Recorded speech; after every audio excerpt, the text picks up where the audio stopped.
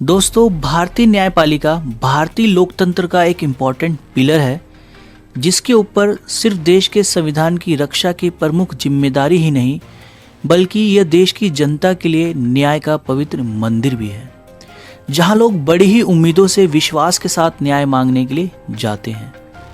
देश की न्यायपालिका न सिर्फ संविधान और कानूनों पर चलती है, बल्कि इसके चलने के लिए एक और मजबूत आधार होता है, जो कि है इस देश की जनता का न्यायपालिका पर अटूट विश्वास। लेकिन इन दिनों एक घटना ने पूरी की पूरी न्यायपालिका पर ही सवालिया निशान खड़े कर दिए हैं। वर्तमान समय में देश में एक खबर बहुत ही ज़्यादा चर्चा का विषय बनी हुई है। पूरा देश इस खबर को सुन रहा है, पढ़ रहा है और इस पर चर्चा भी कर रहा है। मामले की बढ़ती गंभीरता को देखते हुए इस घटना पर सुप्रीम कोर्ट को भी स्वतः संज्ञान लेना पड़ा। ये घटना इतनी तेजी से आग की तरफ फैल रही है कि हर टीवी चैनलों पर डिबेट का मुद्दा बनी हुई है। अलग अलग मीडिया रिपोर्ट्स में हमें अलग अलग तरह की न्यूज़, दावे देखने और सुनने के लिए मिल रहे हैं। हर जगह अलग अलग तरह से दावे किए जा रहे हैं। तो दोस्तों, आइए जानते हैं कि आखिर मामला क्या है। नमस्कार दोस्तों, मैं विशाल चौरसिया आपका स्वागत करता हूं मेरे YouTube channel politics in depth में। दोस्तों, हाल ही में दिल्ली हाईकोर्ट के जज जस्टिस यशवंत वर्मा के सरकारी आवास पर लगी आग की घटना ने पूरे देश में सनसनी मचा दी है। इस घटना ने एक नया मोड़ तब लिया जब विभिन्न मीडिया रिपोर्टों में ऐसा दावा किया जा रहा है कि आग बुझाने के बाद वहां भारी मात्रा में कैश पाया गया और कुछ दिन बाद जले हुए नोटों के टुकड़े भी बरामद हुए। आप अपनी स्क्रीन पर वीडियो के माध्यम से देख भी सकते हैं। तो दोस्तों, आइए जानते हैं ये घटना घटी कैसे। मीडिया रिपोर्ट्स के मुताबिक 14 मार्च 2025 की रात तुगलक क्रिसेंट स्थित जस्टिस वर्मा के सरकारी बंगले में अचानक आग लग गई। उस समय जस्टिस वर्मा घर पर मौजूद नहीं थे। घर के अंदर अन्य सदस्य मौजूद थे, जिन्होंने इसकी सूचना तुरंत जो दमकल विभाग है उसको दी। कुछ ही देर में फायर ब्रिगेड की टीम वहां पहुंची और आग पर काबू पा लिया गया। लेकिन जब जांच पड़ताल शुरू हुई तो वहां मौजूद अधिकारियों को एक बंद कमरे में नकदी रखी हुई मिली, जिससे ये मामला और भी ज़्यादा पेचीदा हो गया। हालांकि इस बीच दमकल विभाग की तरफ से ऐसा बयान भी सुनने के लिए मिला कि उनके कर्मचारियों ने ऐसा कोई कैश वहां नहीं देखा था। लेकिन अलग अलग मीडिया रिपोर्ट्स में ऐसा दावा किया जा रहा है कि जिस कमरे में आग लगी वहां करोड़ों रुपए कैश थे, जो कि जल गए। इस मामले को और भी ज़्यादा बल तब मिलता है जब आग लगने की घटना के कुछ दिनों बाद ऐसा सुनने के लिए मिलता है कि सफाई कर्मचारियों को, जो वहाँ आसपास बंगले के आसपास सफाई करते थे, तो उन सफाई कर्मचारियों को 500 रुपये के जले हुए नोटों के टुकड़े भी घर के पास मिले हैं, जो कि आप अपनी स्क्रीन पर देख सकते हैं। इस बीच एक सफाई कर्मचारी इंद्रजीत ने बताया कि जब वो वहाँ सफाई कर रहे थे तो उन्हें वहाँ पर जले हुए नोटों के छोटे छोटे टुकड़े मिले। पहले उन्हें लगा कि ये सिर्फ जला हुआ कागज़ है, लेकिन बाद में जब ध्यान से देखा तो ये नोट के टुकड़े थे। इसके बाद स्थानीय प्रशासन ने इन जले हुए नोटों के टुकड़ों को अपने कब्जे में लिया और जांच शुरू कर दी। इस बीच जब ये घटना मीडिया में चलने लगी तो इस मामले में सुप्रीम कोर्ट की भी एंट्री हो गई।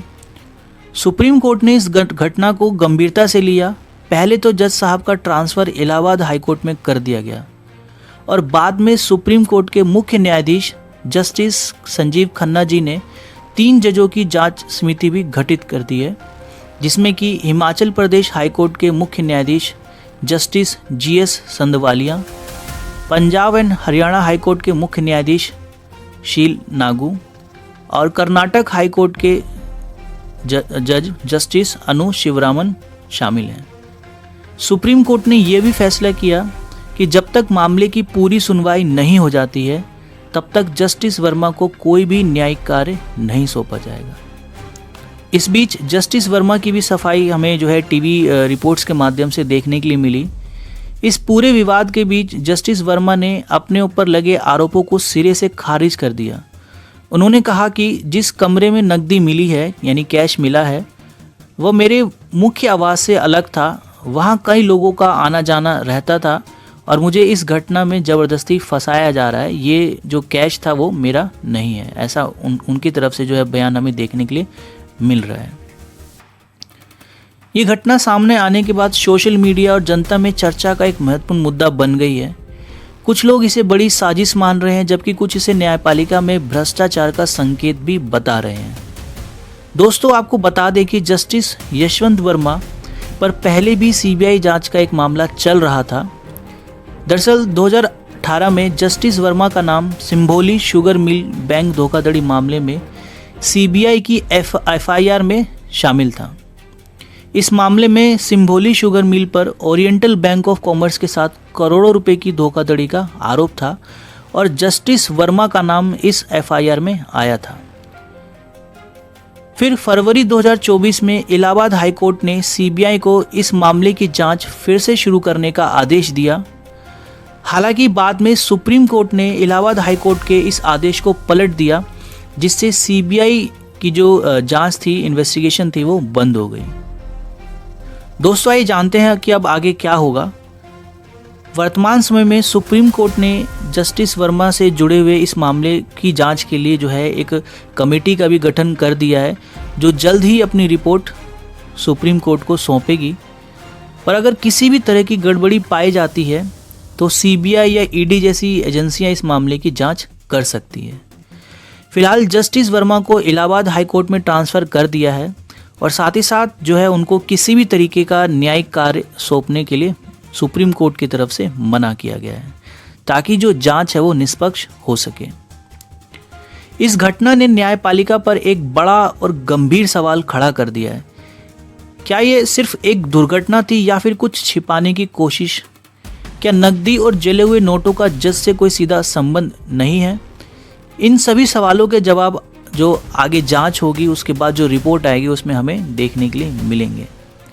देखते हैं आगे क्या होता है इस मामले में। जो भी होगा आपको मेरे इस YouTube channel politics in depth पर अपडेटेड जानकारी मिलती रहेगी। दोस्तों, मैंने इंडियन जुडिशरी और इसके स्ट्रक्चर पर एक डिटेल वीडियो बनाई हुई है। आप डिस्क्रिप्शन में दिए गए लिंक के माध्यम से इस वीडियो को जरूर देखिएगा। दोस्तों, इसी तरह की देश और दुनिया की महत्वपूर्ण जानकारियों के लिए मेरे अभी YouTube channel politics in depth को सब्सक्राइब करें और बेल आइकन को जरूर दबाएं, ताकि मेरी वीडियो की इन्फॉर्मेशन सबसे पहले आप तक पहुंचे। मुझे अपना सपोर्ट दें ताकि मैं ऐसे ही महत्वपूर्ण वीडियोस आपके लिए लाता रहूं। दोस्तों, मेरी वीडियो को लाइक शेयर कर मेरा हौसला ज़रूर बढ़ाइएगा। मिलते हैं नेक्स्ट वीडियो में किसी और इम्पोर्टेंट टॉपिक के साथ। तब तक के लिए जय हिंद, जय भारत।